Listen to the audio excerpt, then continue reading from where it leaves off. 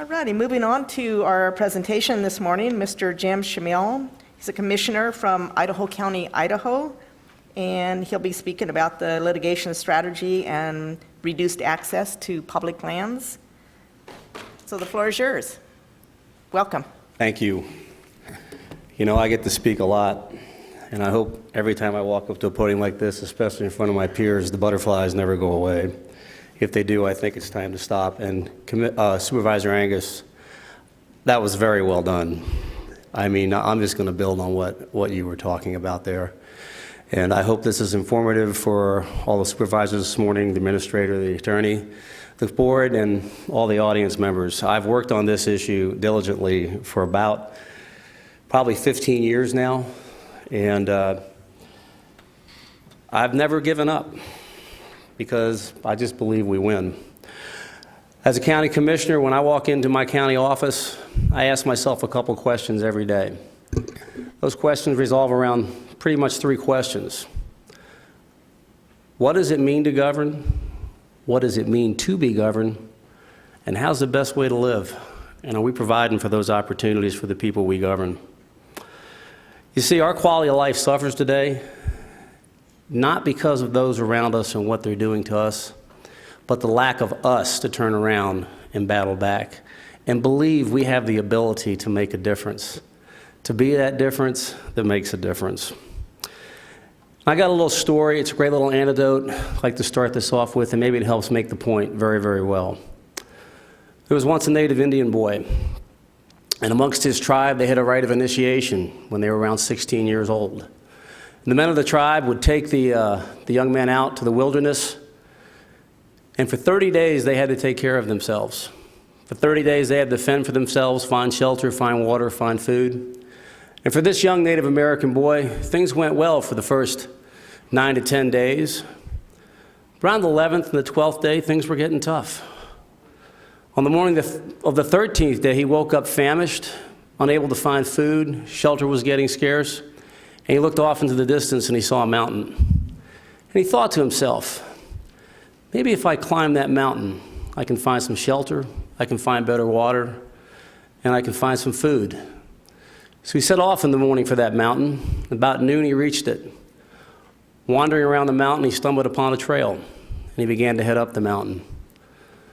By about 5 o'clock in the afternoon, he reached near the top of the mountain, and as he was walking on the trail, a rattlesnake came out in front of him, and the young boy jumped back.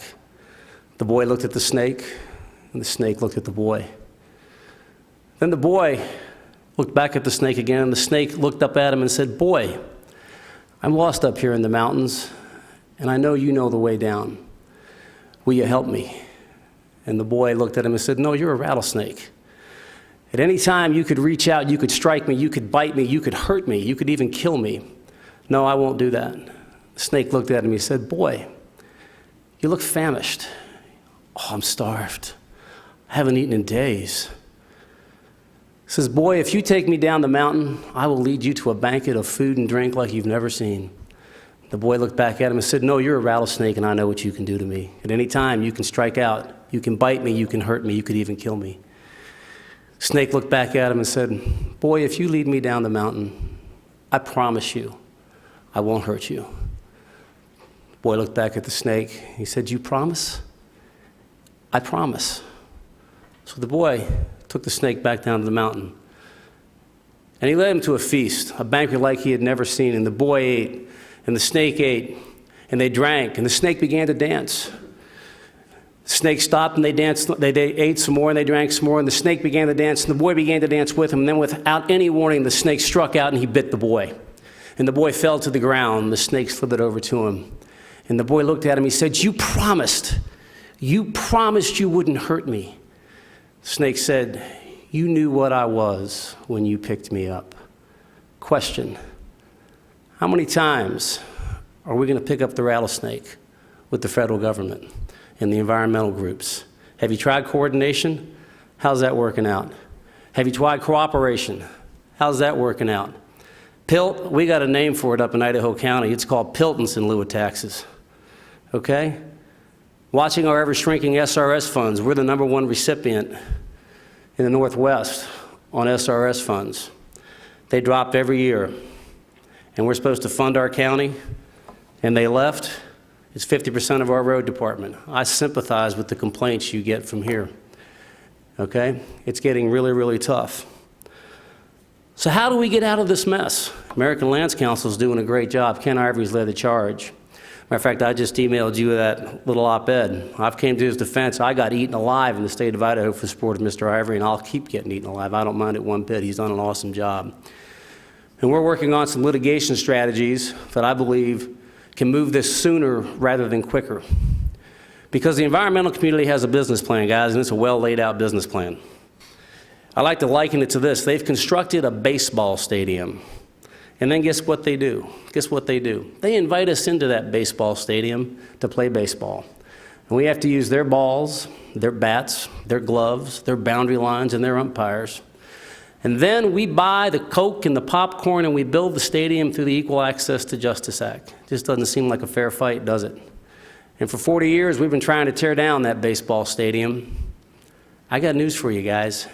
You can't tear the baseball stadium down. But you know what you can do? You can build your own baseball stadium where we invite them in and we use our balls and our bats and our gloves and our umpires and our boundary lines. Okay, and we're at a distinct competitive disadvantage. That's why what we've done here with the association of people I'm working with is developed a business plan, because a lot of times we don't understand that politics is a business. Okay, and without a plan to go execute on a business model, how are you going to succeed? How are you going to build that baseball stadium? And how this came about, I was invited to a meeting of county commissioners in Idaho of how they were going to go sue the federal forest, and they wanted my input. And I said, I'd be glad to come to your presentation, but I just want one opportunity to present you an idea. They did a wonderful presentation. They had wonderful legal strategy, and I told them, you will win. No question about it. We've seen the case before. And what will happen is you'll spend 2 years in court. They'll send the Forest Service back and make them play by the rules, okay, because they're all worried about being sued. You'll win maybe an extra 75 acres of cut on the forest. And 2 years after that process is over, you're going to be sitting back in this room wondering what happened to you, and you're going to spend $150,000 because you don't have a plan. I want to offer you a different alternative. Like I said, I want to build our own baseball stadium. I said, I believe we can put together a coalition of counties where each county will commit $3,000 to $5,000, and I want to put 100 counties together, not just in Idaho, across the west and moving to the east, and start with that seed money of $500,000. And put together a legal strategy that is based on the issue of fairness, Supervisor Angus, because that's what this is about. It's not fair.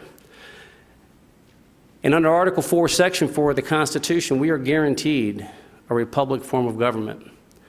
How can you have a republic form of government when the federal government owns, in my case, 67% of your state?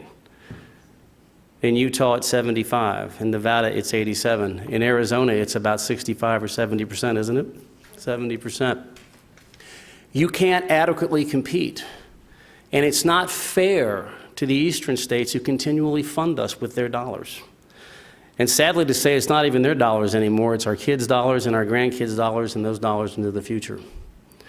So I believe we can put this strategy together. The wonderful thing about this strategy is it's backed by precedent law. Every time the issue of fairness is brought before the court, they decide on the part of the aggrieved party that does not have access, that same equal access to political power, and that's what we're being denied. Okay? And in order to force Congress to sell these lands off, which I don't want them to do, but to transfer these lands off, okay? They were sold in the past. We've got a great tradition in the West now of access to these lands. I don't want to see that happen. People lose the things they've had. Plus, there's stock water rights on these lands. There's grazing rights on these lands. You have property rights on these lands. You can't take those away. Those are long and held for back to the late 1800s and early 1900s. But we need to move this. We need to move this forward. And so that's what I'm here today, is to encourage you guys to. I'm looking for a support letter from Mohave County to back what we're trying to do with the coalition of counties, of which I am not associated with in any way. I do not sit on that board. I am not. We've put together a 501c3. I'm not an executive director on that board. I've had people who have privately funded me to get on the road and do what I'm doing here and speaking, and I'm hoping one day I don't have to do this anymore. We can just turn it over to the coalition of counties and actually maybe just move it into NACO and get that organization steered back on the right track about making things fair in the state. So what we have here is a business plan. If you guys, I believe Supervisor Watson, did you give copies to these people? Because I have copies that if anybody wants it in the room, I will leave them here with you. Because I believe guys, we win. I just know we win. We win because of what your motto says up there, Dietat Deus, God enriches. I noticed that the minute I walked in the room. I was very impressed with that. I was very impressed you guys started with a prayer too. So it seems like you guys read the same book. I know that we win, okay? So I want you to take a good hard look at this business plan we've developed. The same legal team that just got awarded the RFP in Utah is the same legal team I'm working with. Okay? And as they've taken this thing around and shown it to some of the best constitutional attorneys in the country, they have looked at this and they have said, you know what? This is something that wins. And you mentioned Shelby versus Holder. The case that we're talking about here is part of that is based out of the Shelby versus Holder case. And in my conversation with these attorneys, remember, these are some of the best, and I'm not an attorney. I brought up a little piece of dicta out of the Affordable Care Act, which they hadn't seen. But they did say, Jim, it's interesting, the Medicaid side of the Affordable Care Act actually makes the case we're making here. We're probably going to use some of the briefings out of that too. I said, but did you see that piece of dicta that was in it? They said, what's that? When Justice Roberts said this, the states are separate and independent sovereigns. Sometimes they have to act like it. When Ron Rotunda heard that, and if you don't know who that name is, just go Google it. He looked at George and he said, you know what? They're daring us. They're daring us to bring the right case to them. And here's the other beauty part about this case. I believe we can get the counties organized, and I'd like to do it sooner rather than later, by no later than November, December. This is a case we don't have to file here in the West. We take it straight with a class action, okay, suit with as many counties and municipalities as we can, directly to the federal claims court using the Tucker Act. You see, we don't have to wait around. We can take action on this. The key thing is just to be consistent and persistent and resilient in everything that we do. And I'm going to leave you guys with one thought on this because Abraham Lincoln is just one of my heroes. And if there was ever an example of somebody being consistent, persistent, and resilient, it was Abraham Lincoln. Everybody thinks Lincoln was born to be president. Not so. Abraham Lincoln was born to abject poverty, but he never quit. He faced defeat throughout his life. He lost elections 8 times, twice failed in business and suffers a nervous breakdown, all before being elected president of the United States. Lincoln was a champion and he never gave up. In 1816, his family was forced out of its home and he had to go to work to help support them. In 1818, his mother died. In 1831, he failed in business. In 1832, he ran for the state legislature, and he lost. In 1833, he borrowed some money from a friend. That same year, that business failed. He spent the next 17 years of his life paying that debt off. In 1834, he ran for the state legislature, and this time he won. But in 1835, he was engaged to be married, and his sweetheart died.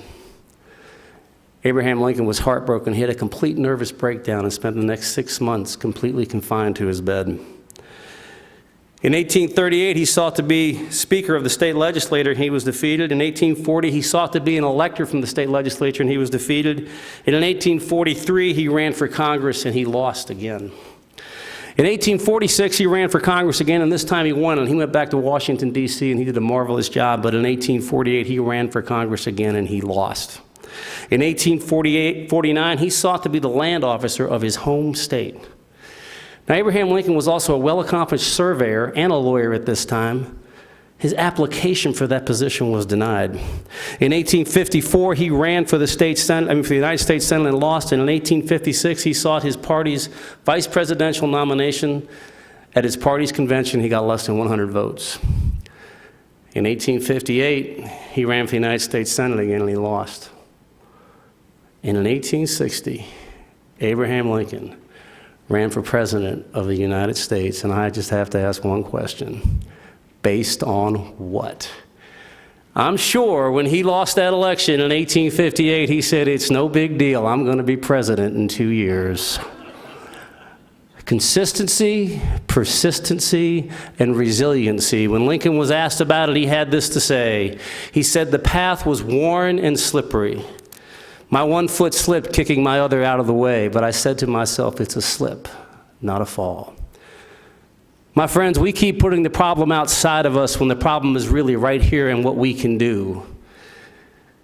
When we believe in ourselves, we'll motivate those around us. For 15 years, I have done this.